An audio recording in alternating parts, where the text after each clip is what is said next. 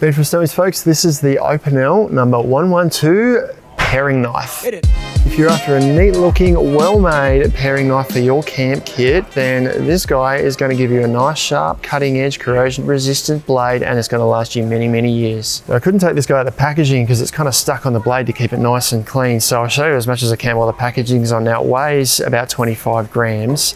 10 centimeter blade on the end here, total length of about 20 centimeters. Now the blade is made of a Martensitic stainless steel, so it's corrosion resistant. It's a really good stainless steel for food, and it's a beechwood handle, which is what's used in a lot of Opinel knives. Made in France, so really nice quality knife with a nice blade. Now this the blade does go right back into the handle here. You can see it follows right back into the handle here, and then there's studs going through there. So it's not just sort of tacked into the end here, so you can use this and push down nice and firm onto the blade. It's well embedded into the handle here.